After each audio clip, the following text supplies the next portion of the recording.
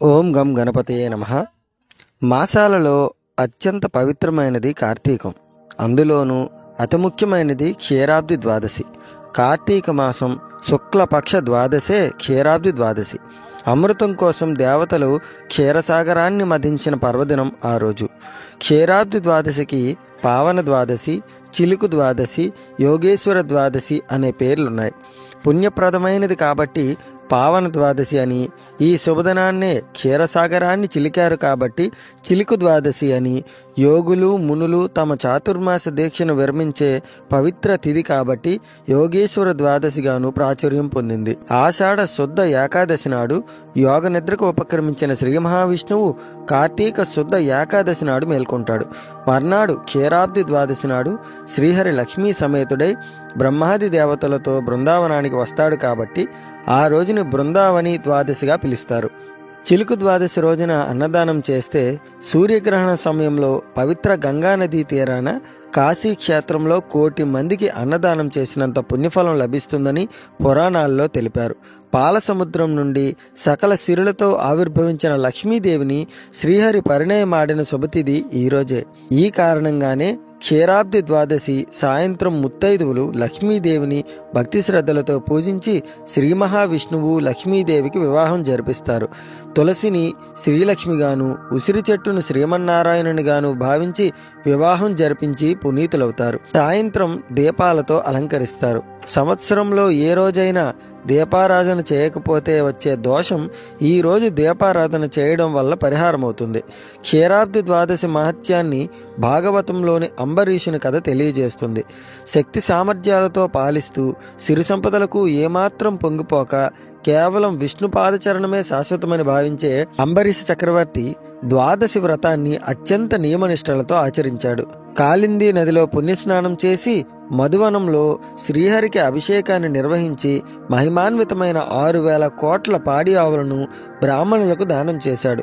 బ్రాహ్మణులకు మృష్టాన్న భోజనం వడ్డించి తాను కూడా వ్రతదీక్షను సంపన్నం చేసి భోజనానికి సిద్ధపడుతున్న సమయంలో దూర్వాస మహర్షి అక్కడికి విచ్చేశాడు. దివ్యమైన ఆ సమయంలో దూర్వాసుని రాకను పవిత్రంగా భావించిన అంబరీషుడు ఆయనను తనను ఆతిథ్యం స్వీకరించమని అర్థించాడు.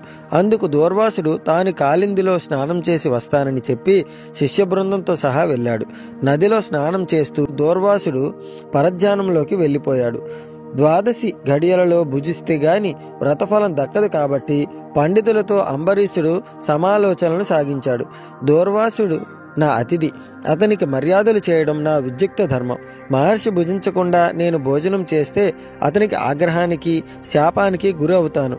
అయితే ద్వాదశ గడియలలో నేను పారాయణం చేయకపోతే వ్రతఫలం దక్కదు, విష్ణువు కృప వర్షించదు. బ్రాహ్మణ శాపం కంటే ఆయన అనుగ్రహమే ముఖ్యం కాబట్టి ద్వాదశ గడియలలో శుద్ధ జలాన్ని సేవించి ఉపవాస దీక్ష ముగిసినట్టు అవుతుంది, అతిథిని గౌరవించినట్లు అవుతుంది.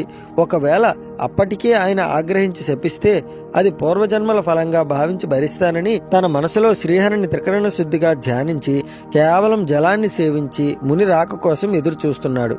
ఇంతలో నదీ స్నానం ముగించుకుని వచ్చిన దూర్వాసుడు జరిగింది దివ్యదృష్టితో గ్రహించి రాజు చేసింది మహాపరాధంగా భావించాడు. తనకు ఘోరమైన అవమానం జరిగిందని కోపోద్రిక్తుడై జటాజూటం నుండి ఒక కృత్యాన్ని సృష్టించి అతనిపై ప్రయోగించాడు.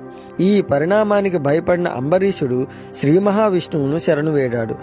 భక్తవత్సలుడైన శ్రీహరి రాక్షసులకు మృత్యుసూచకమైన ధూమకేతువు, ధర్మసేతువు అయిన తన సుదర్శన చక్రాన్ని ఆ కృత్యపై ప్రయోగించాడు.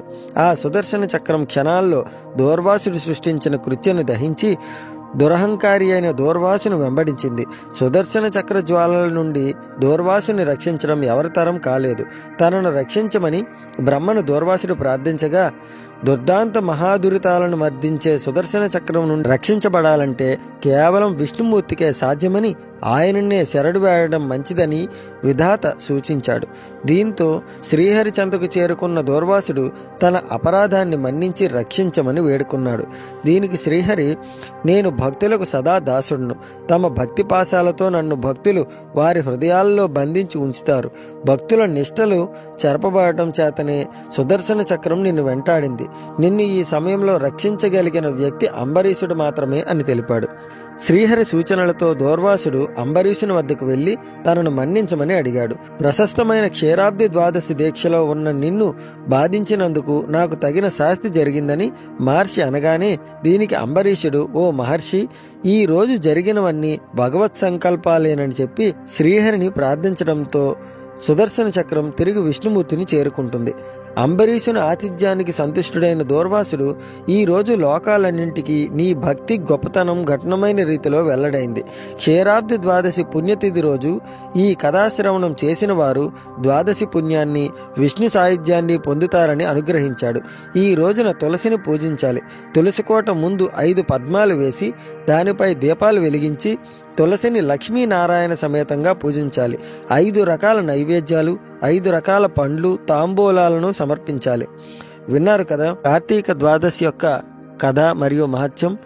ఇలాంటి అద్భుతమైన వీడియోలు మీకు ఇంకా కావాలనుకుంటే మన ఛానల్ని ఇప్పుడే సబ్స్క్రైబ్ చేసుకోండి. అలాగే పక్కనే ఉన్న గంట సింబల్ని క్లిక్ చేయండి.